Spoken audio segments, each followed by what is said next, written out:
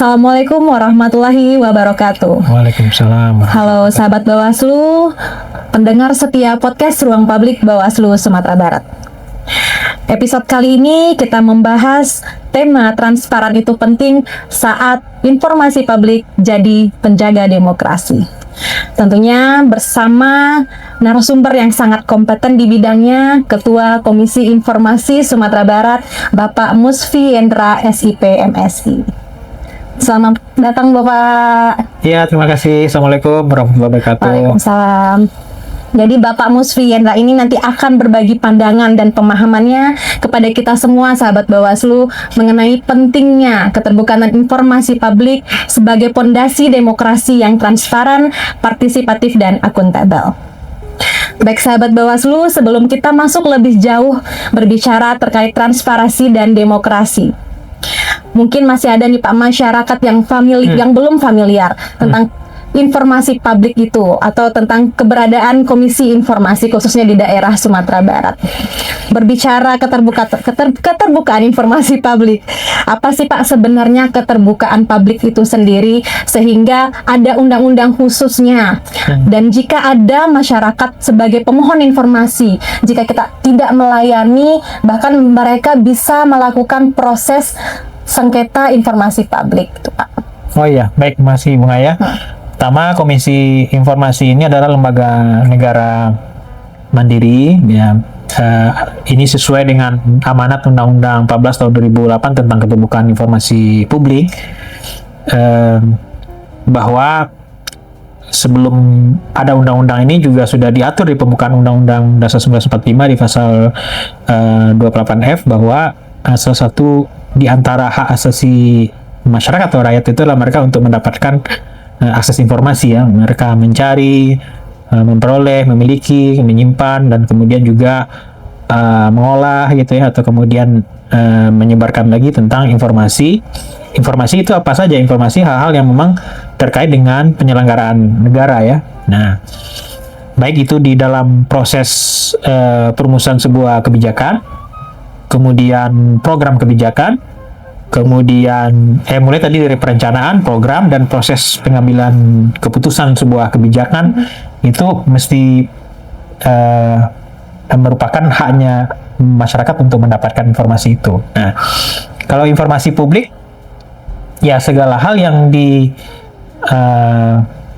produksi, disimpan, atau kemudian diolah oleh badan-badan publik. Badan publik siapa? Badan publik adalah lembaga yudikatif, eksekutif, legislatif, lembaga negara lain, ya, yang kemudian bersumber dari APBN sepenuhnya atau sebagiannya, termasuk juga diantaranya adalah lembaga non pemerintah yang mereka mendapatkan anggaran dari APBN atau APB kayak partai politik gitu, ya, dan juga lembaga-lembaga yang dibentuk oleh publik, oleh masyarakat, kemudian mereka menghimpun dana dari publik, atau kemudian juga lembaga-lembaga yang lembaga itu mendapatkan funding dari asing. Nah, itu disebut sebagai badan publik, ya, informasi publik yang tadi itu semua hal yang dibuat, diciptakan, diproduksi, ya, didokumentasikan, disimpan oleh badan publik itu adalah informasi publik.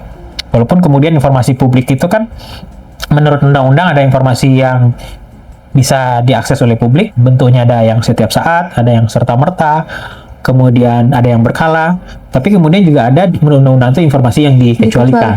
Nah, Komisi Informasi tugasnya di situ adalah mengawal proses keterbukaan informasi publik ini berjalan. Walaupun di undang-undang itu disebutkan tugas utamanya Komisi Informasi adalah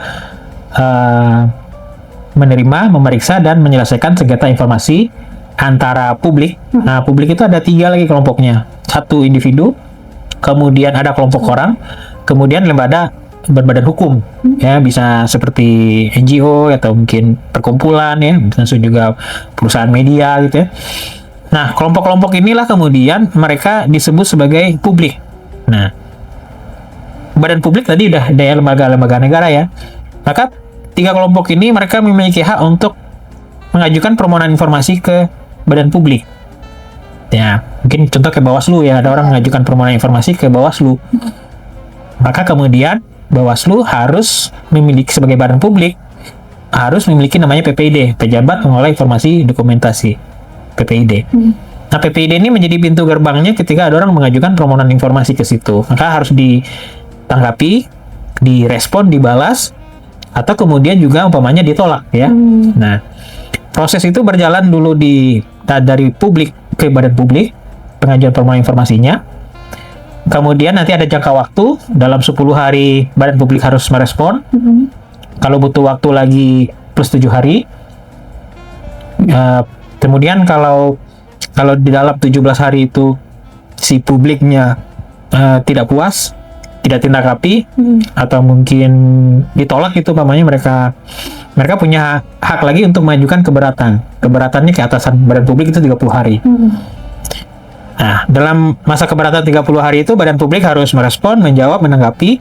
Tapi kalau dalam 30 hari itu si publiknya masih tidak puas, maka dia memiliki hak lagi untuk mensengketakan badan publiknya ke Komisi Informasi. Nah, tugasnya Komisi Informasi di situ adalah menyelesaikan sengketa informasi. Ada proses persidangan peradilan yang ada di Komisi Informasi itu, sehingga kemudian Komisi Informasi disebut sebagai lembaga kuasi yudikatif karena ada proses persidangan di situ. Nanti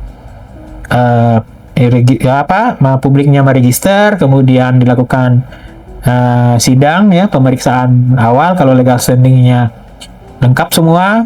Kemudian ada dua model pendekatan penyelesaian sengketa informasi di Komisi Informasi, satu proses mediasi, kemudian yang kedua proses adjudikasi persidangan. Kalau di mediasi ini selesai, udah berarti tinggal nggak lanjut ke adjudikasi. Tapi kalau tidak selesai di mediasi, proses sidang itu berlanjut ke proses adjudikasi, pembuktian sampai kemudian keluar nanti amar putusan majelis persidangan untuk terkait dengan dokumentasi informasi itu boleh dibuka atau kemudian tidak boleh diberikan. Itu prosesnya. Mungkin tadi berbicara Pak terakhir kan terkait pemohon yang tidak merasa puas atau dilayani oleh si badan publik dalam proses pemilu atau pemilihan tahun 2024, apakah ada dari pemohon yang mengajukan sengketa informasi publik ini, Pak? Kalau mengajukan permohonan informasi dari publik ke badan publik Bawaslu, mungkin ada ya, tentu ada ya yang mengajukan permohonan informasi. Dari publik ke mensengketakan Bawaslu ke Komisi Informasi itu tidak ada di Sumatera Barat. Baik itu pemilu legislatif dan presiden, termasuk juga pilkada. Ya zero yang nggak ada gitu ya. Ada yang konsultasi, cuman konsultasi aja, ada yang konsultasi. Tapi tidak kemudian sampai ke proses register. Ini kita di Sumatera Barat, saya melihat bahwa proses penanganan pengajuan permohonan informasi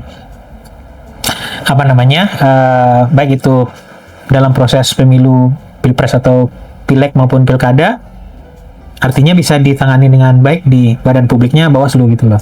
Beda kalau di provinsi tetangga, kemarin di Riau saya masih dapat kiriman rilis persidangan, itu masih ada tuh sidang sengketa antara publik dengan Bawaslu di sana. Tapi alhamdulillah kita nggak ada ya, karena mungkin karena Bawaslu sudah informatif semua ya, dari Monek kita sudah informatif semua. Tapi bukan berarti juga informatif nanti orang nggak ada yang menceketakan, tidak jaminan juga kan, karena memang ada dua hal yang berbeda kan. Tapi mudah-mudahan lah ini sudah cukup berjalan dengan baik kan, tidak ada sampai ke sengketa. Baik Pak, kepada sahabat Bawaslu mungkin memahami kan keterbukaan informasi publik. Berarti mungkin ada masyarakat atau sebagai kelompok pemohon informasi tadi karena bahasanya informasi yang terbuka. Sementara kan ada dari yang dijelaskan tadi informasi yang dikecualikan. Nah, seperti apa Pak ketentuannya atau apa saja sih informasi yang dikecualikan itu gitu Pak? Kalau kita mengacu terkait dengan informasi yang dikecualikan di Undang-Undang KIB itu diatur di pasal 17 ya. Mengacunya ke sana. Apa saja diantaranya ada dokumen atau data dalam proses penyidikan dan penyelidikan aparatur hukum. Nah, itu kalau masih proses penyidikannya itu nggak boleh diberikan. Kemudian rahasia negara, ya kan, rahasia negara. Kemudian rahasia bisnis ya, yang mungkin bisa merugikan suatu produksi gitu ya, atau yang mengganggu ketahanan ekonomi gitu ya. Kemudian yang selanjutnya yang kelima itu identitas pribadi ya.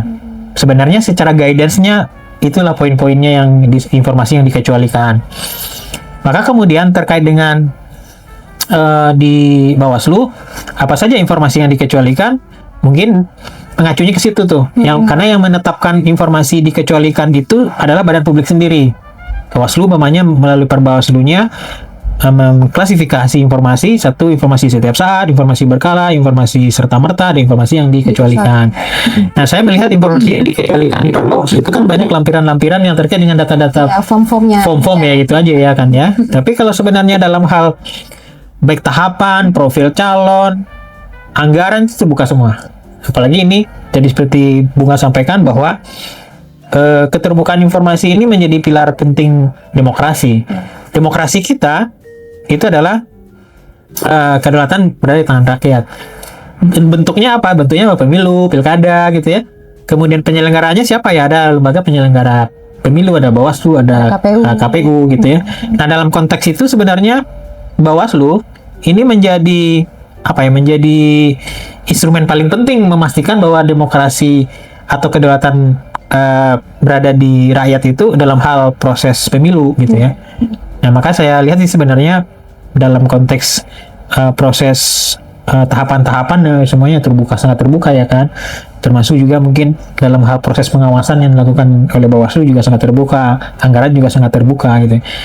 Ya kalau ada hal-hal yang dikecualikan mungkin di Bawaslu-nya sendiri kali ya, lampiran-lampiran pokoknya ada apa sih yang seperti kajian mungkin gitu Pak, karena kan menyebutkan identitas orang ya. Iya, identitas orang. Sebenarnya hasil kajian bisa dipublis dengan menghitamkan nama orang kalau ada orang gitu kan. Kalau memang itu menjadi bagian penting dalam penguatan demokrasi kita, kalau ada kajian-kajian. Kalau ada nama orangnya, nama orangnya bisa dihitamkan gitu.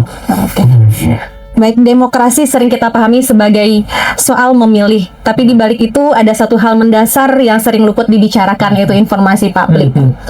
Namun sejauh mana sih Pak keterbukaan informasi publik ini menentukan kualitas demokrasi di Indonesia ini? Mungkin kita bisa mengukurnya dari tingkat partisipasi ya, kan? Tingkat partisipasi pemilih kita seberapa gitu. Kalau di Sumatera Barat tingkat partisipasinya naik apa turun gitu ya. Naik atau turun itu mungkin juga terkait dengan proses edukasi kepada publik. Ya kan, di situ kan sebenarnya peran-peran lembaga penyelenggara pemilu menjadi sangat penting, ya kan. Orang kalau kemudian menyadari bahwa mereka memiliki hak untuk memilih ya dengan syarat dan batas usia yang sudah ditetapkan undang-undang, termasuk juga orang memiliki hak untuk melaporkan pada indikasi-indikasi kecurangan-kecurangan, itu kan tergantung pada kekuatan kita memberikan edukasi kepada publik, ya kan? Nah, artinya disitulah peran pentingnya informasi bisa disebarkan dengan maksimal kepada publik ya. Walaupun mungkin juga banyak tantangan-tantangan di kita ini.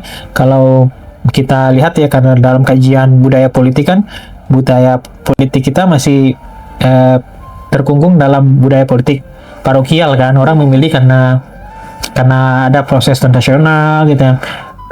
Ada orang memilih karena mungkin kedekatan hubungan dengan calon gitu ya. Nah, padahal sebenarnya yang diharapkan itu kan budaya politik itu kan budaya politik yang partisipatif kan. Dia memilih itu, dia pilih orang, kemudian dia punya tanggung jawab juga untuk ngawal orang itu. Dia menjalankan tugas dia sebagai apakah sebagai di legislatif atau kemudian di eksekutif dengan baik. Nah, ruang-ruang itu sebenarnya yang memang mesti dilakukan, walaupun itu juga menjadi tugas fungsinya partai politik kan. Nah, jadi ada proses terkait dengan demokrasi ini selain penyelenggara pemilu yang harus melakukan penguatan-penguatan terkait dengan kualitas demokrasi kita juga adalah partai politik kan, karena partai politik itu memiliki fungsi kan. Fungsinya ada banyak ya, kalau menurut Profesor Miriam Budiarjo tuh di bukunya yang terkenal itu Dasar-Dasar Ilmu Politik kan ada 6 kan fungsinya ya, termasuk juga sosialisasi ya. Tapi cenderungnya yang dilakukan hanya proses rekrutmen kan. Rekrutmen mau mendekati pemilu baru lakukan rekrutmen gitu ya. Tapi sosialisasi pendidikan politik itu hampir tertinggal begitu ya. Sehingga kemudian seperti ini memang mesti dilakukan secara kolektif gitu. Nah, dengan harapan supaya kualitas kita, demokrasi kita makin berkualitas ya. Orang mesti harus tahu siapa yang akan dia pilih. Maka yang memiliki peran itu kan sebenarnya ada partai politik sendiri. Nah, dalam konteks penyelenggaraan tentu ada pemilu, ada KPU dan ada Bawaslu yang melakukan pengawasan. Mungkin hak-hak pengawasan ini juga belum begitu kuat ya di masyarakat kan. Ya, ketika mereka melihat kecurangan, umpamanya mereka takut untuk melaporkan umpamanya ya. Nah, mungkin hal-hal seperti ini yang harus kita perkuat sebenarnya untuk menjadikan demokrasi kita ke depan menjadi demokrasi yang lebih berkualitas. Karena undang-undang udah menjamin kan, undang-undang keterbukaan informasi publik, undang-undang 1428 itu udah menjamin di situ. Bahkan kemudian di pembukaan undang-undang udah jelaskan di situ, jaminannya itu ada di situ. Jadi sebenarnya itu yang harus match antara regulasi yang mengatur penyelenggaraan pemilu, baik itu per KPU, per Bawaslu, dan kemudian dalam konteks keterbukaan informasi publik itu. Baiklah. Di atas kertas kan mungkin sudah dijamin dengan undang-undang, tapi kan praktiknya sering dilakukan dengan hal yang menurutnya tidak semudah itu, gitu Pak. Nah, lantas tantangan terbesar bagi badan publik atau sebagai badan yang memberikan informasi untuk masyarakat gitu, khususnya dalam konteks pemilu itu apa gitu Pak?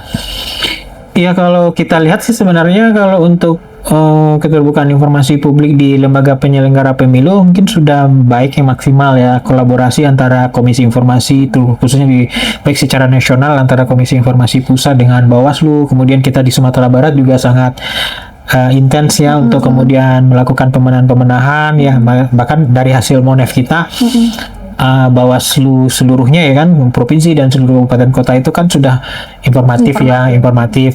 Mungkin juga yang perlu kita dorong untuk ke publik itu mendirect orang ingin mendapatkan informasi apa yang ada di kita itu mungkin sebenarnya. Kami itu punya dokumen ini gitu lah ya. Jadi tidak hanya kita sekedar kita sajikan, tapi ruang-ruang untuk menstimulan publik untuk mengkaji itu, melihat itu gitu ya. Mungkin itu yang perlu kita dorong sih sebenarnya. Kenapa? Supaya capaian demokrasi kita lebih baik di tingkat lokal. Makanya saya kan selalu bilang kan ke teman-teman Bawaslu, ini Bawaslu hasil Monef KI informatif ini kan bisa menjadi sebuah ekosistem percontohan lah secara nasional. Kita mulai di sini. Nah, nextnya apa gitu setelah apa namanya dinobatkan sebagai informatif, Bawaslu ada nggak kemudian mendirect orang untuk kemudian mengkaji itu gitu ya, mengkaji soal daftar informasi publiknya gitu, baik itu di kampus gitu ya, komunitas. Tapi inilah bagus juga ya teman-teman KPU Bawaslu punya ruang podcast kemudian mengakomodir banyak stakeholder gitu kan, ada pengusaha gitu. Ya dong, ayo bicara dong nanti ketika ada pemilu, peran pengusaha gimana sih melakukan pengawasan terhadap pemilu gitu. Komunitas-komunitas tadi saya sampaikan juga, komunitas-komunitas difabel pamannya, difabel kan banyak juga ya organisasinya. Nah, hal-hal seperti itu harus distimulan untuk dilakukan ya kajian, kayak diskusi dari apa-apa yang kita miliki gitu. Selain kemudian juga mengedukasi publik terus untuk melakukan pengawasan terhadap proses demokrasi kita ini. Nah, tantangan lain sih sebenarnya mungkin yang sering muncul itu, penyelenggaraan pemilu ini kan tidak hanya terkait dengan lembaga penyelenggara pemilu saja, dia juga terkait dengan pemerintah daerah kan, ya kan? Nah, pemerintah daerah itu mungkin di tingkat provinsi ada kan apa namanya perangkat daerahnya yang ngurusin yang berhubungan itu. Nah, itu juga kita dorong gitu. Contohnya ya Kesbangpol gitu ya. Kami juga mendorong umpamanya Kesbangpol untuk memastikan bahwa transparansi dana hibah yang diberikan ke partai umpamanya ya kan, ada Banpol itu kan. Nah, itu kita dorong juga karena sekarang ini ada partai politik yang sedang bersengketa di Komisi Informasi. Nah, budaya-budaya ini mesti kita bangun terus ya, supaya apa? Bicara demokrasi ini kan luas ya. Tidak hanya cukup bicara pada KI dan Bawaslu-nya saja, tapi kemudian juga dengan semua stakeholder lembaga pemerintah, termasuk juga dengan aparatur hukum umpamanya kan, karena ada kan proses-proses pidana yang pemilu atau ini yang sampai ke kayak apa namanya aparatur hukum itu kan mesti didorong juga transparan, proses penyidikannya transparan, prosesnya harus diketahui publik. Nah itu tantangan kita sih sebenarnya yang mesti memang kita lakukan supaya kolaborasi mendorong ini bisa lebih maksimal lagi di kita gitu. Artinya yang kita lakukan itu memang untuk membuat publik ini lebih berminat untuk mencari informasi ini kan Pak, karena kalau kita lihat nih sampai dengan tahun 2026 tuh minat masyarakat untuk meminta informasi khususnya ke Bawaslu sendiri itu memang belum cukup besar gitu. Karena Ya mungkin Bawaslu-nya bisa bilang tadi Iya, mendirect orang untuk dilakukan, iya. mendirect orang untuk kemudian jadi penasaran Bawaslu apa sih yang dilakukan. apalagi saat tidak ada tahapan ini, Apa karena sih, orang Mbak? taunya Bawaslu, KPU kalau Ketika tidak ada tahapan. Iya. Nah, bagaimana sekarang kita membuat satu hal yang inovatif dan lebih kreatif, membuat orang penasaran ketika tidak ada tahapan itu gitu loh. Supaya kemudian nanti ketika ada tahapan sudah lebih maksimal lagi kan. Itu mungkin. Ya, tentunya Bawaslu dan Komisi Informasi ini sama-sama bekerja Pak menjaga demokrasi dari jalur yang berbeda. Nah, seperti apa sih Pak sinergi idealnya antara Bawaslu dan Komisi Informasi ini Pak dalam memastikan pemilu yang transparan itu? Ya pertama kita memastikan dulu Bawaslu-nya sebagai badan publik yang transparan, ya kan?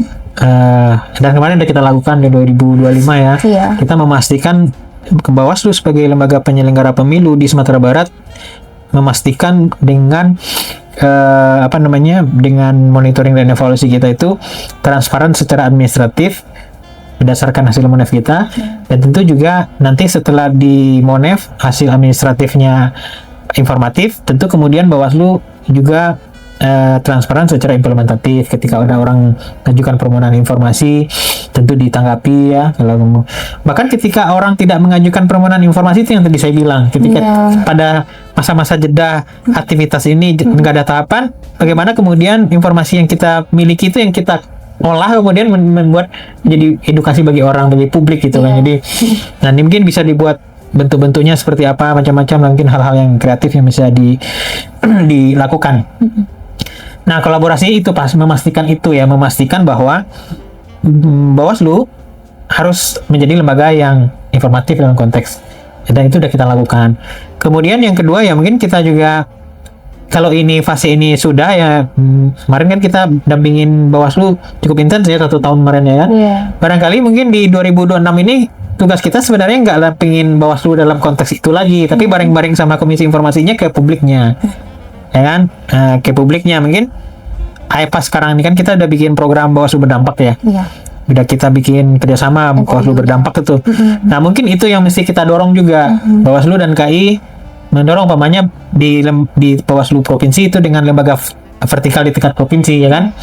Karena cukup banyak kan lembaga vertikal di tingkat provinsi, dari hasil Monef kita baru ada 7 yang informatif, dan Bawaslu ranking 1 dari peringkatnya. Mungkin ada 20 lebih lah mungkin badan publik yang ada di lembaga vertikal yang ada di tingkat, apalagi sekarang kan banyak ya, banyak kan penambahan kementerian gitu kan. Mereka juga ada di daerah kementerian. Dulu kan Kumham itu kan satu kementerian, sekarang kan HAM sendiri dia ya kan. Dulu umroh dan haji dia di satu kementerian, sekarang dia udah udah pisah ya kan.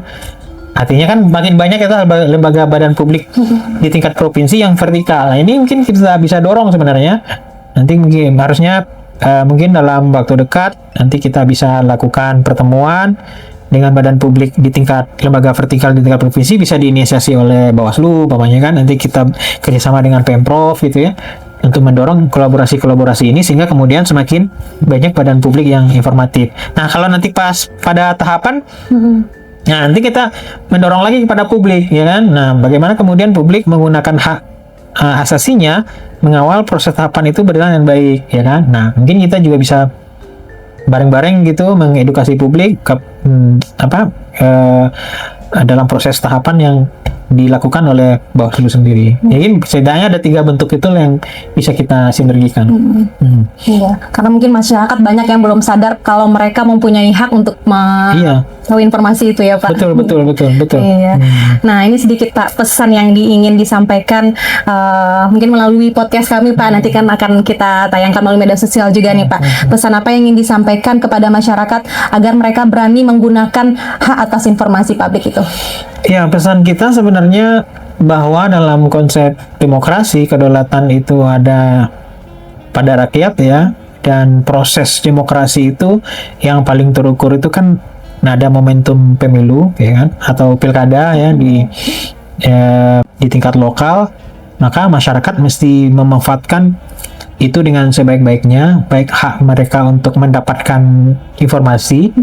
Kita tidak ingin lagi sebenarnya masyarakat dengan tadi budaya parokial yang saya sebut, milih karena proses transaksional, milih karena hanya mengenal orang melihat tampangnya saja gitu ya, tapi setelah itu tidak berkinerja. Sebenarnya ruang undang-undang untuk undang-undang keterbukaan informasi publik dari awal sudah memberikan ruang kepada masyarakat untuk mengenal track record calon itu dengan baik gitu ya. Ketika orang sudah mendaftar calon dan ditetapkan calon kan sebenarnya bisa dilihat. Maka penyelenggara pemilu baik itu KPU dan kemudian juga Bawaslu memiliki peran untuk memberikan edukasi itu kepada publik ya. Sehingga kemudian pendidikan politik ini berjalan dengan sebaik-baik mungkin. Ya, kita mengharapkan tentu kualitas demokrasi kita juga meningkat. Tidak hanya itu saja, dalam hal proses pengambilan keputusan, masyarakat, umpamanya pemerintah daerah nih, wali kota mau bikin program, mau bikin kebijakan, masyarakat bisa berpartisipasi di situ. Ada proses partisipasi masyarakat dalam perumusan kebijakan, dan termasuk juga setelah kebijakan dibuat, ditetapkan, ada lagi hak masyarakat untuk melakukan pengawasan. Jadi sudah diberikan ruang sebesar-besarnya sebenarnya untuk masyarakat melakukan proses perencanaan, bahkan kemudian juga sampai ke proses pengawasan dari tahapan-tahapan itu, termasuk juga pemilu ya. Maka ini yang mesti kita dorong nanti ke depan, supaya orang memilih itu bukan karena faktor tadi transaksional gitu ya. Transaksional habis ya kan, habis itu masyarakat dia nggak tahu lagi yang dipilihnya, udah nggak tahu lagi dia mau kerjanya apa gitu ya, dia nggak mau pernah datang lagi pada publik, nanti baru 5 tahun lagi datang. Nah, hal-hal seperti ini mungkin bisa kita antisipasi dari awal dengan dengan proses transparansi dan keterbukaan informasi publik dari awal itu. Itu yang kita bisa lakukan ke depan supaya masyarakat betul-betul menggunakan kedaulatannya dengan baik untuk mengawal negara kita supaya lebih baik juga. Nah, tadi itu kan berbicara sebagai penyelenggara pemilunya Pak, yaitu Bawaslu. Nah, tadi kan juga sebagai badan publik itu juga termasuk partai politik ya Pak. Nah, informasi publik seperti apa sih Pak yang harusnya dilakukan oleh peserta pemilu seperti partai politik sebagai institusi atau calon sebagai perorangan yang mewakili partai politik di tengah-tengah publik untuk mengajak pihak lawan politik uang ini Pak? Ya, kalau terkait dengan bagi peserta pemilu kan itu diatur sendiri di Undang-Undang KIP itu di pasal 15 tentang informasi publik yang harus disediakan oleh partai politik ya. Termasuk juga soal anggaran ya. Partai politik itu kan sumber anggarannya ada sumbangan gitu dari negara, kemudian dari pihak ketiga itu kan harus transparan ya kan. Kemudian juga mekanisme pengambilan keputusan di partai politik juga sebenarnya menjadi informasi publik.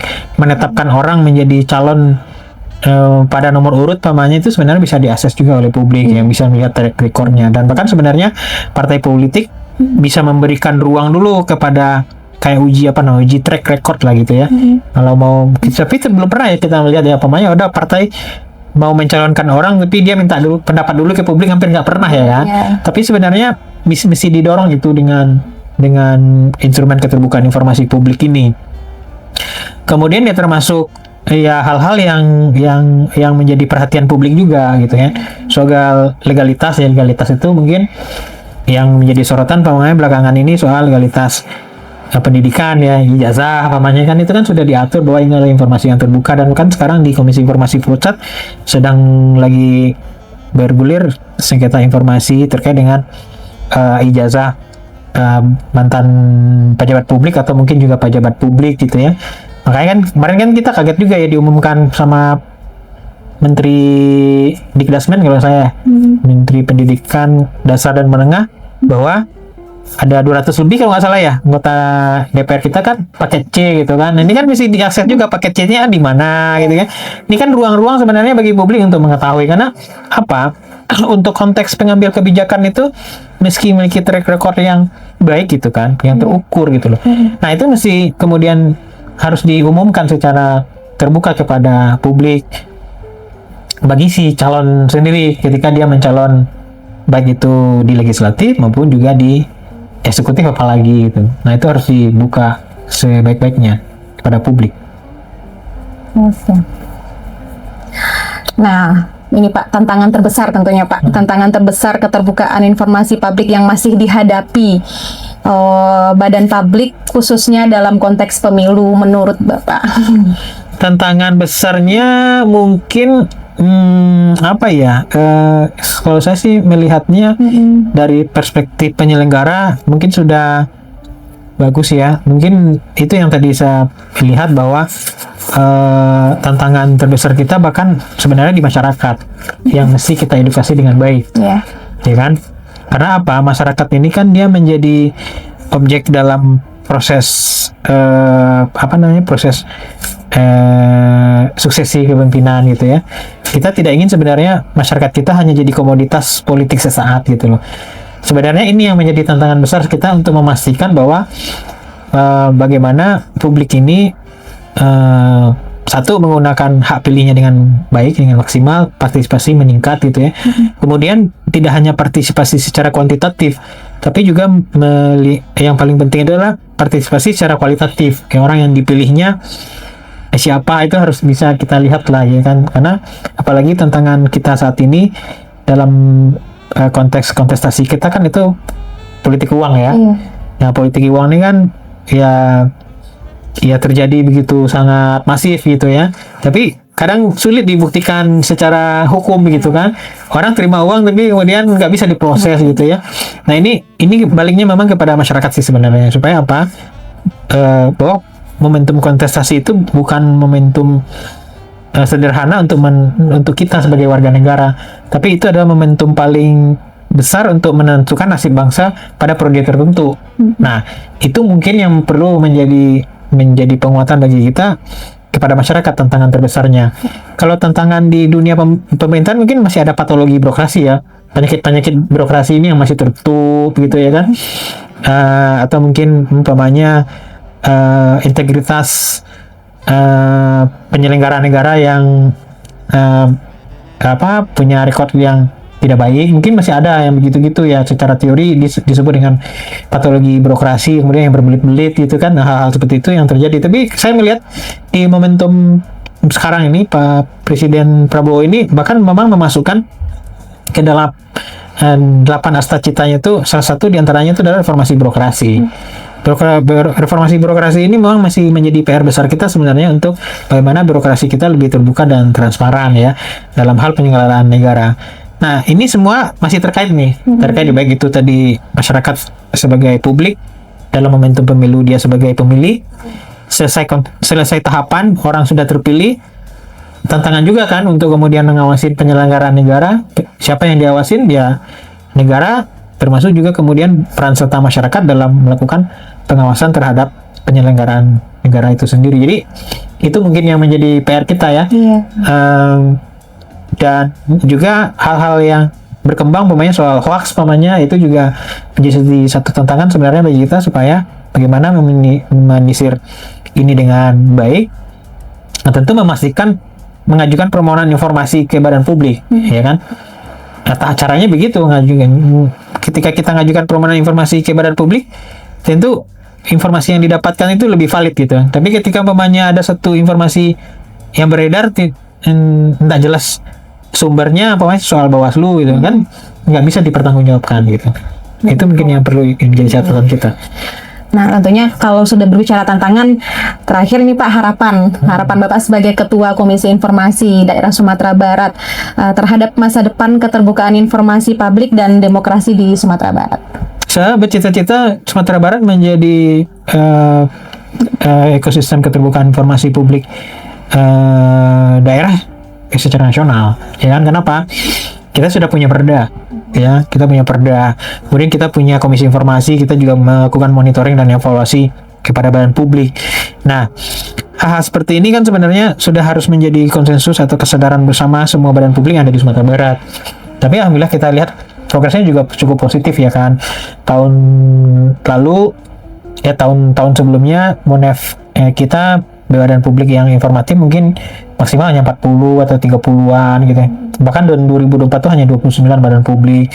Tahun 2025 kemarin kita bisa mencapai ada 101 badan publik yang informatif gitu kan. Walaupun itu masih kalau kita persentase mungkin baru 15%, mungkin bisa saja baru sedikit lah dari populasi badan publik yang ada, tapi setidaknya itu sudah menjadi bagian penting bagi kita bahwa kesadaran badan publik untuk menjadi lembaga yang transparan itu udah mulai terlihat dan terukur dengan baik gitu ya.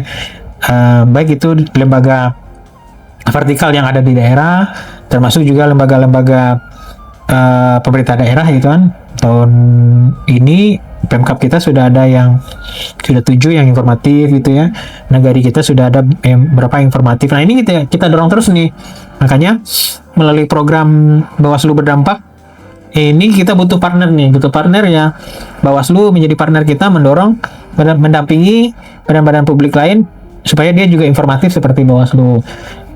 Harapan ini yang ingin kita bangun sih sebenarnya di Sumatera Barat, bahwa ekosistem keterbukaan informasi publik nasional itu di daerahnya Sumbar bisa menjadi percontohan gitu. Itu yang kita targetkan sih ke depan. Oke, baik sahabat Bawaslu, mungkin sekian dulu podcast kita pada kali ini. Terima kasih Pak atas waktunya Ya, sudah berkenan sama-sama. hadir di tengah sahabat Bawaslu khususnya di Sumatera Barat. Mungkin sebelum kita tutup, kita tagline Bawaslu dulu Oke. Pak. Ya. Oh iya itu ya. Atau mungkin dari Komisi Informasi ada Pak? Dari sana aja. Dari Bawaslu aja. Dari Bawaslu aja ya. Oke, mungkin sama-sama Pak Oke. tangannya. Oke. Iya, Satu. Bersama rakyat, awasi pemilu. Bersama Bawaslu, tegakkan keadilan pemilu. Bawaslu terbuka, pemilu terpercaya. Assalamualaikum warahmatullahi wabarakatuh. Waalaikumsalam.